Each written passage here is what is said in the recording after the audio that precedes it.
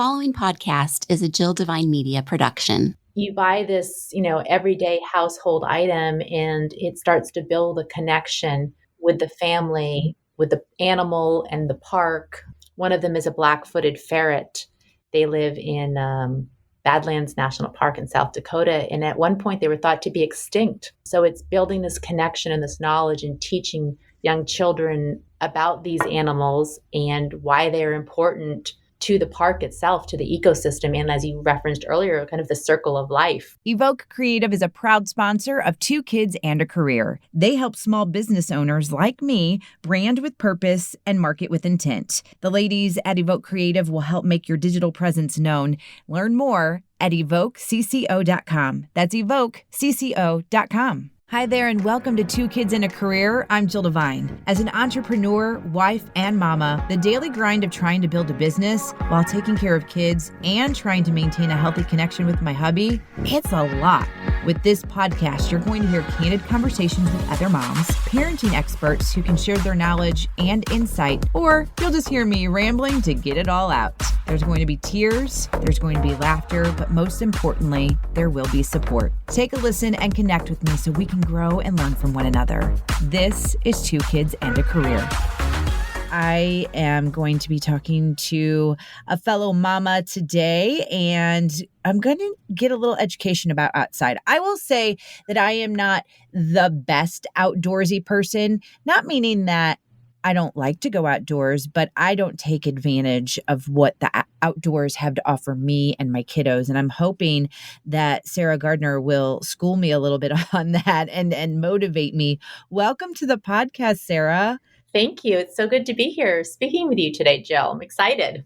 You're a working mom, you're a park lover, you have a great story, you have this initiative with the National Park Foundation. So there's all kinds of things to talk about. And one of the things that hooked me when I was learning about you with the National Park Foundation, bringing awareness to the endangered animals living in the parks and teaching our kids the value of connecting to animals. And in our household, a 5 and a 3-year-old, and these girls, they love animals. Like, I wouldn't be surprised if one of them ends up going into veterinary school. Like, I don't know, maybe helping in the way that you're helping. I do love their love for that and teaching them different things about animals and kindness, and try to, talk about also, I don't know if you would say, the cycle of nature or how that goes, but it is a different way of teaching things when it comes to animals and stuff like that. Mm-hmm. So, let's just dive into it and first start off and talk about you as a mom and of course you as Sarah, mm-hmm. and go from there. Okay, great. So I am a mom. At this point, I have 3 teenagers and an adult stepdaughter. So we've got a 13-year-old, a 15-year-old, and I'm sorry, she just turned 16, a 13-year-old, a 16-year-old, and an 18-year-old, and a 25-year-old stepdaughter. And we started our business when our 18-year-old was 6 months old. So we've been doing this for a long time. I stayed at home with our kids through most of their youth and just came back full time to work a couple of years ago. So I just dove right in, and, we grew up with our kids just trying to get them outside as much as possible. Whether it's just a walk around the neighborhood or going to the beach, the parks.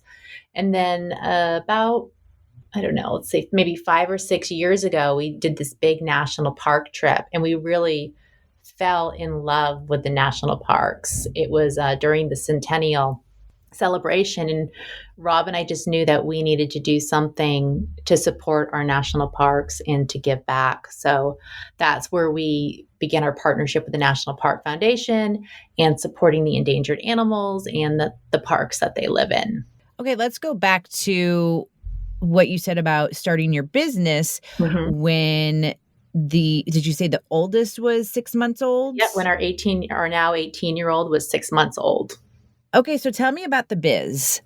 So the biz is our business is baby products. We make everything from strollers, height chairs, play yards, balance bikes, tricycles.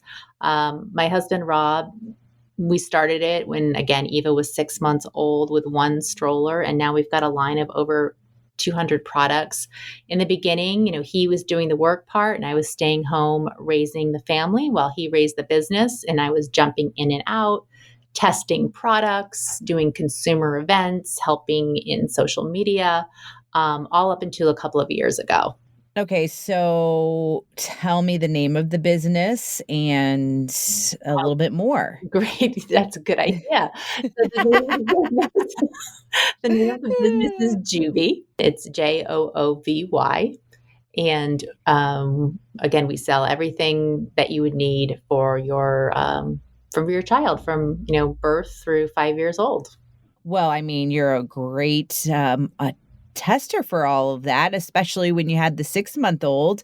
And what inspired you all to do this? Because of the need for it, the market, or what was it? So Rob and I met at a company called Safety First. Okay. Back in the 90s. That's where we first met. We were both working at Safety First. And so we've been in the baby products business for a long time. And when our relationship ended with that company, we were kind of, okay, what are we going to do next? He went to work for another smaller company in between. And then we just kind of looked at each other, and he actually got fired from the interim company when Eva was 6 months old. And we said, what are we going to do? We've got a 6-month-old baby, no income. We've been in this industry forever. And we just decided that it was time to start our own business. Let's hit pause on this week's conversation to talk about one of the sponsors of the podcast, and that would be Evoke Creative. So if you are in the market for anything creative, really, the ladies at Evoke Creative are here to help. They can come up with a logo for you. They can help create your web page. They can come up with your social media marketing. They can make promotional swag for you. Does your business or just you need some branded apparel? You need some signage? You need to get out there? Well, you can have that all taken care of with Evoke Creative. And I can speak so highly of the ladies at Evoke Creative because that's who I'm using. That's who created my website. That's who helped put together a digital marketing plan for me. And it's just amazing how you can say, I'm kind of thinking this as far as style. Oh, yeah, they created my logo, my podcast artwork for me. But anyway, I am thinking this, but I don't really know how to explain it. But what do you think? And then all of a sudden they deliver the goods. It's just completely fantastic. They're so good at it. And you will love working with Tiffany and Crystal. Go to evokecco.com for more information, evokecco.com. All right, let's get back to it. I love that you just took the initiative and made it happen. And I know we're going to talk about your national park, the initiative that you're doing with it, but I think it's also important to talk about the business, especially on this podcast, what it is that you offer that's unique, that's different, that's helpful to moms that are listening right now. Right. So when we first started the company, Rob, he was a single dad, before we met, and the strollers that were available on the market were just nothing that he wanted to push. There was back in the day when everything was plaid and blue, and it was just not very pretty. So he wanted to come up with something that was clean, contemporary, and provided amazing customer service. So we built our business, from the beginning on mid-priced quality products that aren't going to frustrate parents. And we back that up with exceptional customer service. We answer our phones. We do live chat. We actually even do video chat now. So if you're stuck in a parking lot and you can't figure out how to fold your stroller, we will show you how to do it. Oh, that is really the worst. Like when you're just like screaming baby or screaming babies and you're like, I can't do this. And really it's sometimes just a matter of taking a deep breath and you can do it. But that's awesome to know that that's available. Yes. So that's basically what we pride ourselves on is our customer service. We also sell parts. So if your seat gets destroyed, just a bad eating accident, too many, Oh, too much spaghetti or something, we can send you a new seat. You have a problem with the wheel, we can send new wheels, new harnesses for strollers. We have, lots and lots of parts available. So instead of just buying a new product, you can actually upgrade the one that you have, which is also good for the environment, keeping strollers out of the landfills. love that. So you can go to joovy.com, JOOVY.com for more information. Exactly. Awesome. All right. Well, let's get into this initiative. It is not uncommon for not only families, but couples or even solo individuals to base their vacations around national parks. I know my in laws are really big into that. And I know some other people in my life that that's what they do. They want to hit every single national park.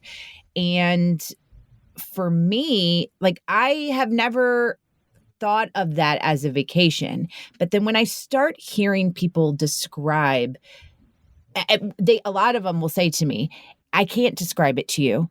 Mhm. I can't sell this to you at all because it's something you have to see in person and you will always have it in your mind and it will be hard to explain, but you know it and you've seen it and you've experienced it. And so that's intriguing me a little bit more. And especially now having two young daughters, I've been thinking about what do we do?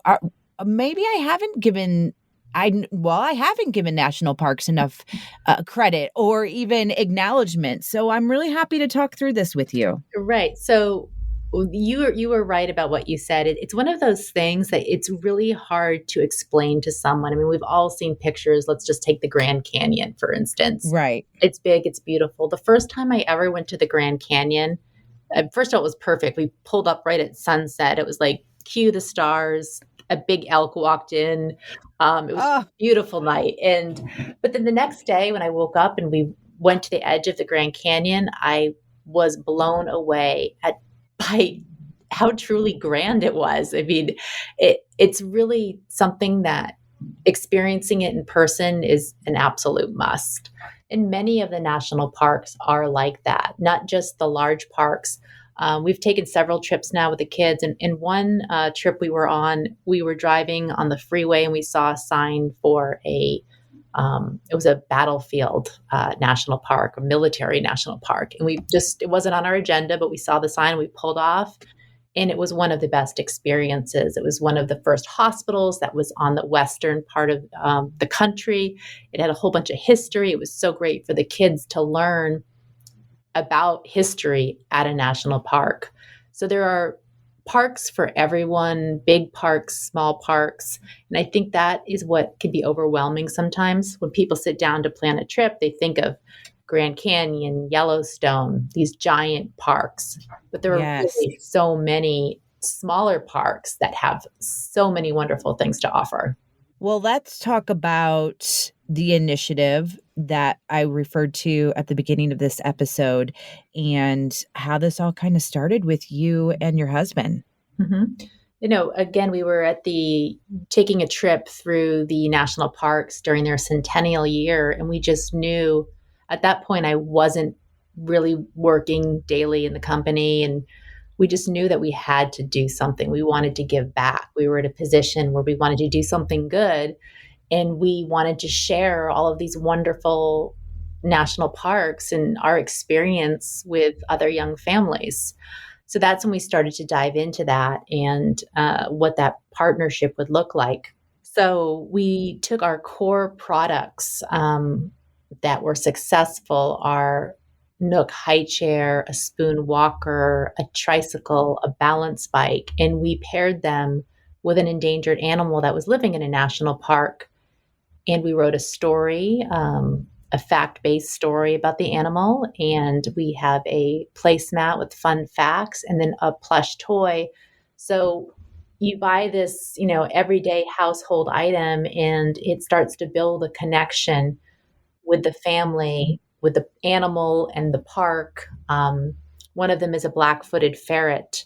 They live in Badlands National Park in South Dakota. And at one point, they were thought to be extinct. And now there are only about 200 of them. So it's building this connection and this knowledge and teaching young children about these animals and why they're important to the park itself, to the ecosystem, and as you referenced earlier, kind of the circle of life. I think we don't give our kiddos enough credit, especially when they're young and maybe even when they're older, as far as certain things that we may want to introduce to them. And we think, oh, they're not going to like this. And the example that is coming to mind right now is I don't know if you subscribe to Disney Plus or not. I do. Sarah, you do? Okay. Okay. So sometimes people laugh because they think that it's only for like young kids, but it's not. But one of the things that we're watching is Welcome to Earth with Will Smith. And I have been talking about this to so many people because I'm trying to explain it and I'm trying to explain what it's all about. And to see, especially our 5-year-old, really, really interested in learning about our Earth and the different dynamics with animals and yes, that cycle of life and all of that. It is very intriguing and I'm learning. And I just never thought that sitting down and watching some of these episodes as a family would resonate, but they really, really do. I haven't seen that one. I'm going to have to check that out. That sounds very. Oh, you have to. Yes. It's like part of that National Geographic channel on Disney Plus. But yes, it's called Welcome to Earth with Will Smith. And it's fantastic. And it just kind of reminded me of what you were saying. Like if you have, especially the reason why some of these animals are super important to our planet or in this specific region. Exactly. The southern sea otter is another animal that we highlight on our Nook high chair, and they were hunted to near extinction, in the late 1800s, and now they're coming back, but they are a crucial part of the ecosystem. They keep the kelp alive, which a lot of other animals live in. So everything out there has a purpose, and just understanding these animals and again their environment and their habitat, it's really crucial as we raise this next generation of environmental stewards, protecting our planet and everything from small animals to the ocean to everything. With your kiddos, do they have a say in not a say in this. Do they have a favorite animal that you all feature, or did they give input on who you should feature? So when we built the list, we actually worked very closely with the National Park Foundation and the National Park Service. So they made a recommendation of animals that they thought really needed some attention. So that in the partnership, we worked with them to highlight these animals. In the books that we wrote, we also worked with the Biological Research Division of the National Park Service. So we created these characters. For instance, Lucy, the black-footed ferret, we gave her a name, we made her a cute character, but everything in the book about her is, it's fact-checked. They're the habitat, her friends, those are all animals that live in her environment and things that happen where she lives. So we really tried to make that connection. But as far as our children, we try to do a national park trip every year. And last year we got to see the southern sea otters. We didn't make it to the national park up in San Francisco, but we made it to Monterey and saw the southern sea otters. They fell in love with those. I mean, those are some of the cutest animals. Yes. And then we've been to the Badlands. We didn't get to see any black-footed ferrets, but we did see a lot of prairie dogs, which is one of the things a black-footed ferret eats. So we knew they were around somewhere. Oh, I can imagine that it's just a really cool bonding experience for you all when you take these vacations and you visit these national parks.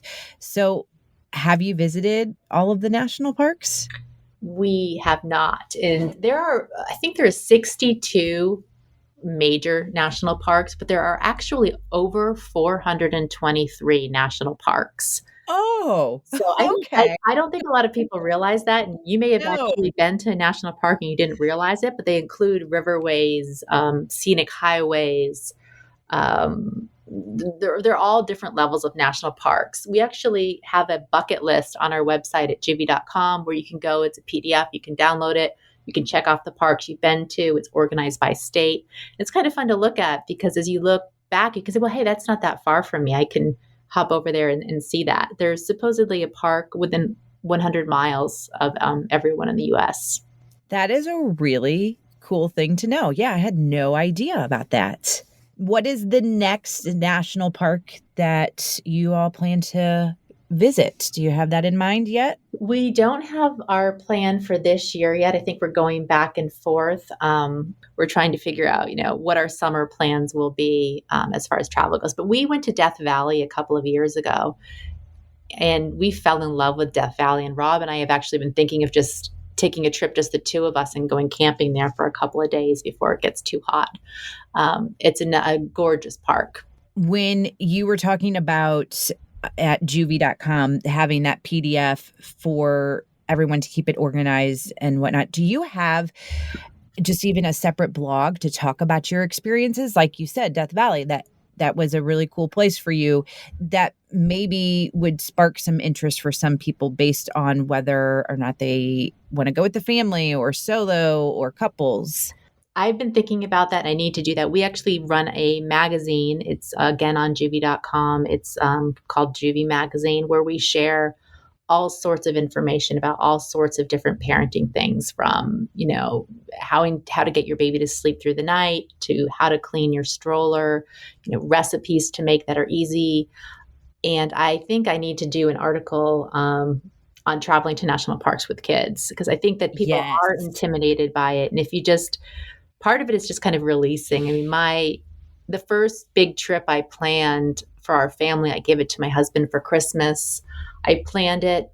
It took me a month to plan it. I laid out a 3-week trip. I typed it all up and I put it in a binder and wrapped it and put it under the tree. Some of it I had to pay for in advance. Some of it I didn't, which was nice for my budget. It broke it up.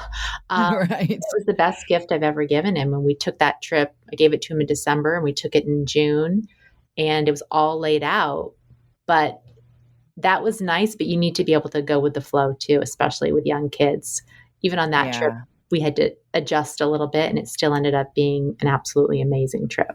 It's all about experiences. And I think more and more people are realizing that. I would love to give my girls the gift of experience at any time that I possibly can. I think that we just had this conversation not too long ago because of Christmas. And I think because of their ages, maybe the idea of an experience gift would be a little hard for them. But then once they are there and in it, they would get it. But I would much rather go with experiences over little things that end up getting donated or end up getting broke and thrown away. So I am all about that. I think that's such a great idea. As our kids are getting older now, I mean, even and this may sound silly to some people, but even the experience of going out to dinner when the 5 of us are together and sitting down and being all there together is it can be very memorable.